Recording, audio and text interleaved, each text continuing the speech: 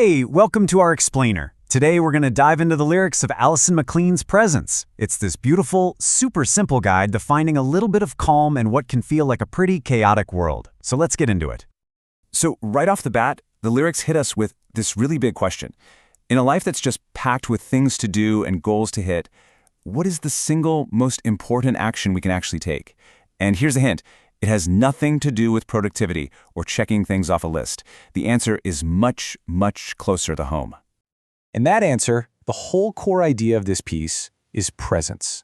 This is the central theme we're going to unpack together using these lyrics as our roadmap to figure out what it really means and, how we can actually find it. And the lyrics just get straight to the point. Presence isn't some kind of mystical, far-out state that's impossible to reach. Nope, it's defined as a mix of two really simple things. Just having awareness of what's happening right now and having gratitude for all the simple stuff we tend to overlook.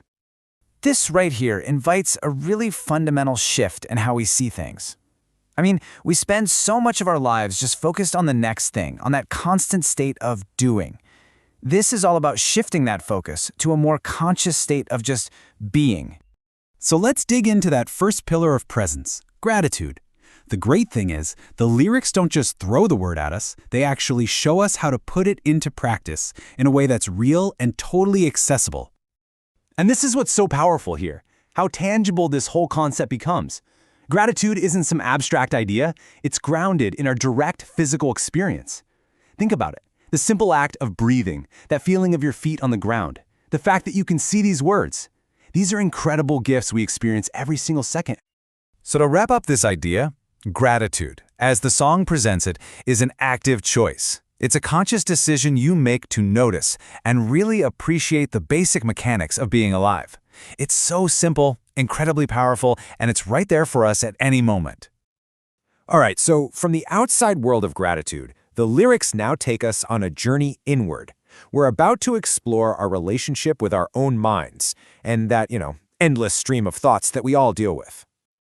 We all know what this is like, right? Getting caught in a thought spiral, where the story our mind is telling feels like the absolute, undeniable truth. But the lyrics here suggest another way. What if you could just become an observer, watching those thoughts without getting all tangled up in them? And this is just the most perfect metaphor to illustrate that idea. Our thoughts are like clouds drifting through the vast sky of our awareness. They show up, they float on by, and then they disappear. We don't have to chase them, we don't have to fight them, we can just notice them. The chorus makes this crucial point. All thoughts and feelings exist. There's no judgment, no good or bad. The real power, the magic, lies in the moment right after the thought appears, in our choice of how to respond. Or, as the lyrics say, in how we choose to play. Okay, so if we can practice gratitude and choose how we engage with our thoughts, what's the result? Well, this next section is all about the seriously empowering outcome of putting these ideas into action. The lyrics talk about this practice being a great investment. It's about choosing our focus, choosing how we want to play, and then really committing to it. This kind of total commitment isn't just a fleeting thought. It's a direct investment in our own well-being. The song then breaks this down into this really clear three-step process. First, you consciously choose your focus. By doing that, you can start to rewrite those old automatic habits, your dominant programs. And what's the result?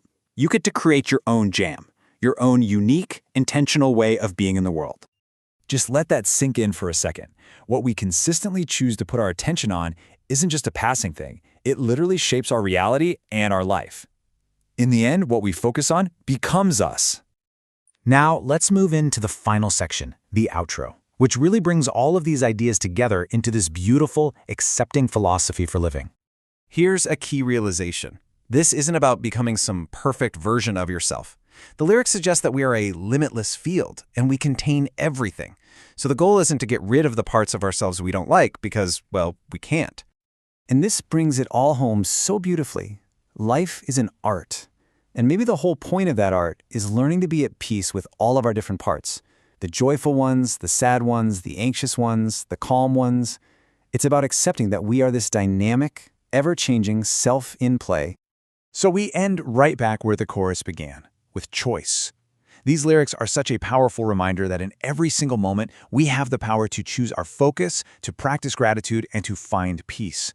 The only question left is the one it asks of you.